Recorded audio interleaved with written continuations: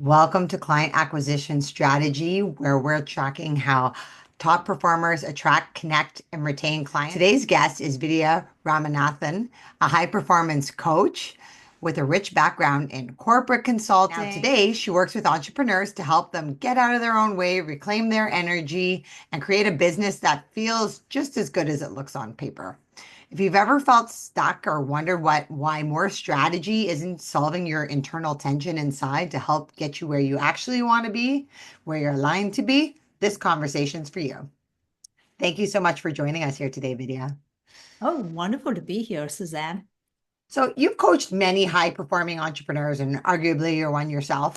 What patterns would you notice that tend to hold them back from, deeper fulfillment or overall growth?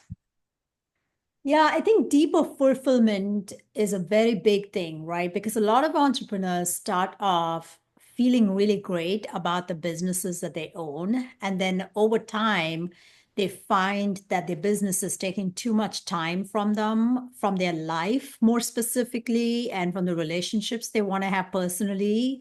And it soon becomes where they're not living.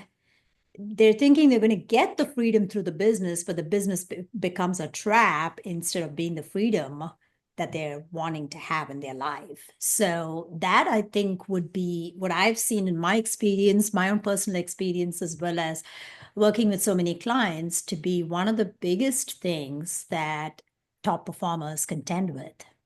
Creating their own prison. Yeah, exactly. Golden cage. Yeah. Can you tell us a little bit about your corporate consulting journey and how that led to the work you're doing now?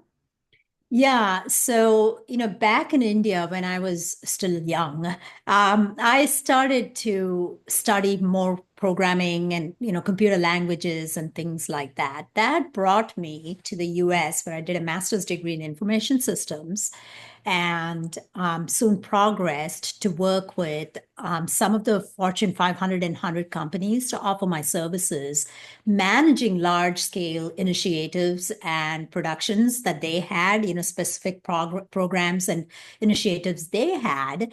And it led me to a variety of industries. And as much as I loved the diversity of my work and all the wonderful relationships it brought me, I found that I had started doing exactly what I mentioned a little bit while ago, which was I was forgetting what was truly important to me personally in order to be a professional. So I got, in a way, disconnected within myself, from what I really wanted in life.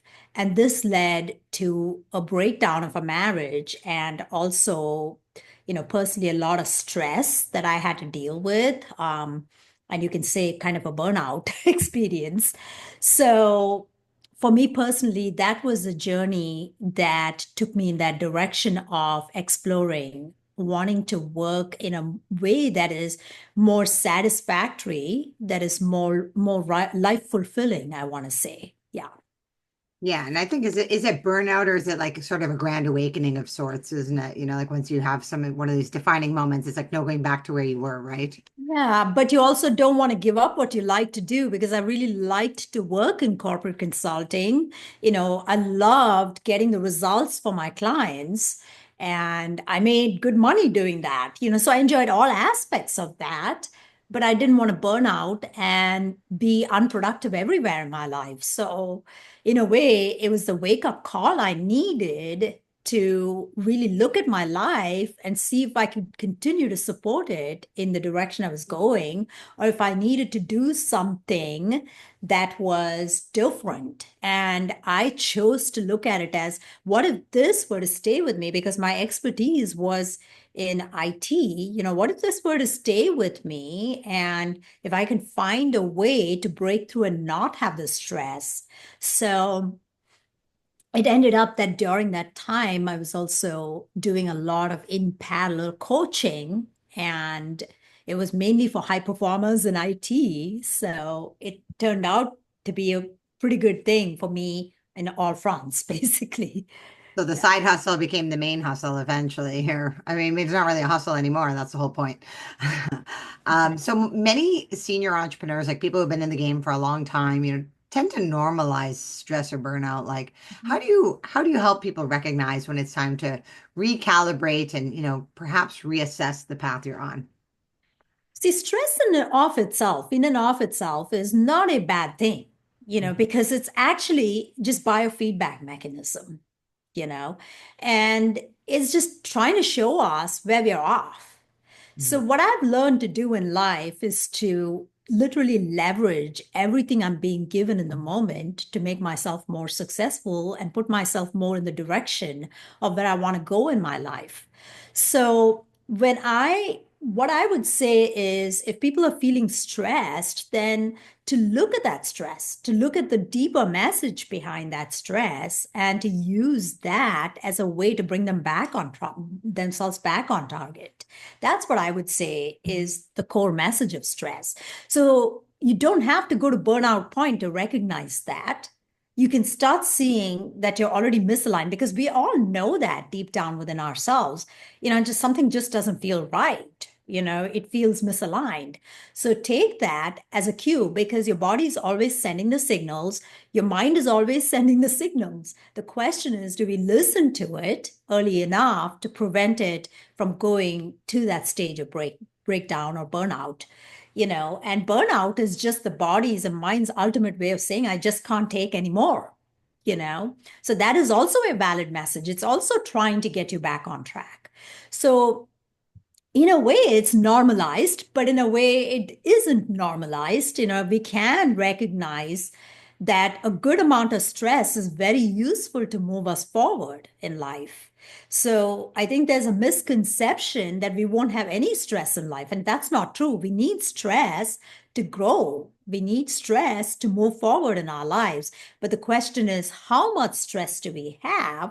And can we understand the messages it's bringing us and take the steps to bring ourselves back on track? Absolutely. And I totally understand what you mean. Like I actually like excel under pressure. Like if I have a deadline, like that gets the best out of me. I need it, like but at the same time, it's like are you on the right path altogether? And there's just are you in balance in these other areas of your life or are things just kind of need a recalibration period?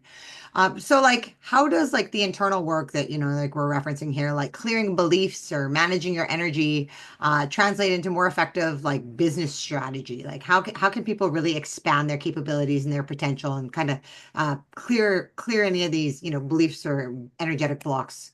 Yeah, it's a great question. When we think of who we are today, right? We try to take the framework of what we've always known from the past because it has worked for us in many situations. We try to take that framework and apply it to the present. But the thing is, life I've found will demand us to grow and evolve in ways that we did not want to evolve or do not want to evolve. So the thing is to always have this open mind and open heart toward our own growth and to say, maybe this worked in that situation, but this specific thing is not working anymore. So, an example of this would be behaviors we've learned in our childhood that served in that moment in time. But as we've come into adulthood and as we become professionals, we're growing and maturing both emotionally and mentally, and in many, many ways. That is our reminder that we don't have to keep on holding on to things that we've learned in the past. So, for every person, this is going to be very individualistic. It's going to be very determined by their past. What their perceptions were when they were with their caregivers. And so the trick is to really go get into that world and see what are some of these beliefs that we've assimilated over a period of time that we believe is true for us right now and continues to run us instead of us running our lives. So that is really where the focus needs to be, especially when we are, talking about growth-oriented communities like yours. I think that is where we want to put the attention is, hey, am I just letting my past run my present, or can I do this differently? And how that shows up for a lot of entrepreneurs is, hey, I've done this really, really well, so I need to continue holding on to this. But that there is a certain amount of control in that. And if you want to grow and evolve to, let's say, having more freedom in your business, then you may have to delegate that piece and be okay with 80%, being done in the way that you want it to be done, and then 20% not being done in the way that you want it to be done.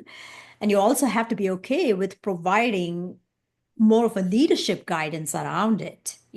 So that is just an example of how it works. And I know in my life, in order to step up my game, what I had to do a lot of times was to look at who I was being as a leader, whether I was providing clear direction to my team when I was expecting a certain result from them, or if I was giving vague instructions that they couldn't understand the thinking behind. And that is very key, right? They have to understand the thinking behind, otherwise it's not repeatable. So that's kind of where I think the trick is to really balance that out. Yeah. Yeah, absolutely. And we all have some conditioning from the past that might not even be in our conscious awareness. And these are this is the work I try to do too, because ultimately we hit an upper limit, of some sort. So whether you're Right. consciously aware of it or unconsciously aware of it, you might have some, limiting beliefs under the hood that you need to like face head Yeah. on and tackle. And that's why working with somebody like you can help you kind of unravel those things and rewire them, because at the end of the day, nobody wants anything slowing you down or blocking you from the next version of being your best ideal self, right? So for someone who's watching who's already, achieved so-called success on paper, but feels disconnected or stuck, what's one step they could take to move forward? I think the first thing is to look at what are their core values, because a lot of times we drift away from what is truly meaningful to us in life and step into living in other people's sense of values. So that looks like, the expectations other people have on our time, on our energy, rather than what we really want to do with our time and energy. So if we can get closer to what we want to do in life, both in terms of time and energy, and stop overlaying other people's priorities, then we're more likely to live in the energy of and direction of what we want to do in life. So understanding value systems is a really beautiful way to start. And that comes from perceptions of voids in our growing years. So really looking at that, getting very clear on the top three values and understanding our zone of genius and everything else. If there's no choice but for you to take on some pieces of that, then there are linking ways to link that into your top values. But if you can delegate it and allow people who are in the zone of genius with those pieces to run those pieces that are not truly inspiring to you, then that is the way to go. So you can feel inspired to live in the value system that you innately created here on this planet. And I know, like on a separate offline conversation we've had before too, you've mentioned with regards to these top three values, your business performance may be affected by you not paying attention. Obviously, the obvious one is for your health.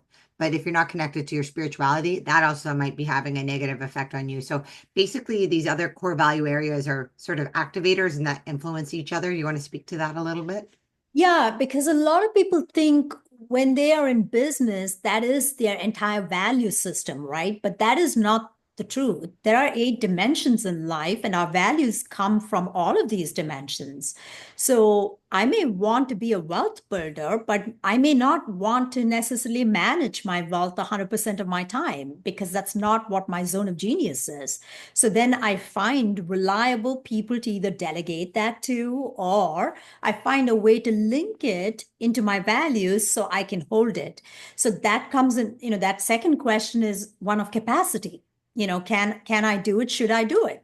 That's the question.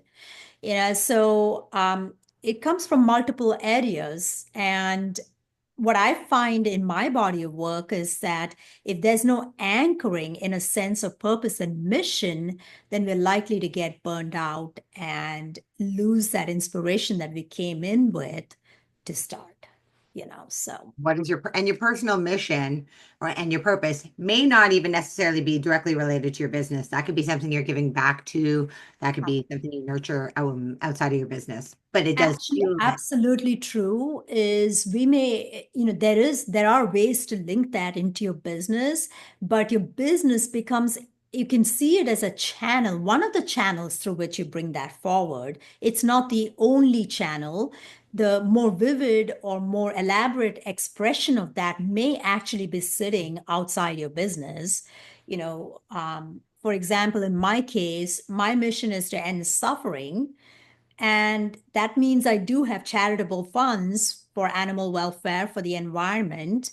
And my business is about working with people and their mindset, which indirectly influences the money and the mindset toward animals, environment, that sort of thing, right? So it may not directly, but it does indirectly influence it. And in some cases, there may be a more direct correlation between the two, you know, and obviously in my case, the direct impact is, working with people who are struggling mentally and emotionally to bring that to resolution within themselves, right? So that they can be more of service and impact in their communities and creating that awareness, spreading the awareness from that point of view. Yeah. Well, that's really powerful, Vidya. And it's a great reminder as well that growth isn't about necessarily doing more, but often about realigning with what matters most, our values and our overarching purpose and mission, right? And that may or may not be directly related to your business. So you might need to be watering different plants, so to speak. Exactly. Yeah. So if you're an entrepreneur who's hit a ceiling or you just are looking to grow and get reconnected with your values and some of these core themes or topics we talked about today, check out some links below to Vidya's Instagram. And how else, like how can people connect with you if they want to work with you? Should they send you a DM on Instagram or? Yeah, exactly. Thank you, Suzanne, for offering that. Yeah, absolutely. Connect with me on Instagram, follow me on Instagram. It's at My Future Now by Vidya, and Suzanne's going to put the link down below. And then, just send me a message and, we'll see what's going on for you. And I'm also for your community, Suzanne. I'd be very happy to offer, the 10 foundational principles that I put my clients through when it comes to that real stepping into true leadership in life. And it's called the 10 Habits of Powerful Leaders. So I'm happy to offer that as my free gift to your audience. So just DM me the word 10 and I'll get that over to you. Wonderful. Well, thank you so much. That's a valuable resource, no doubt, with all of your vast experience and trainings you have in this area. So thank you so much for joining us. Thanks for watching Client Acquisition Strategy today. If this episode resonated, be sure to like, subscribe, and share with somebody who could use a reset in both their business and their life. Thanks for joining us here today.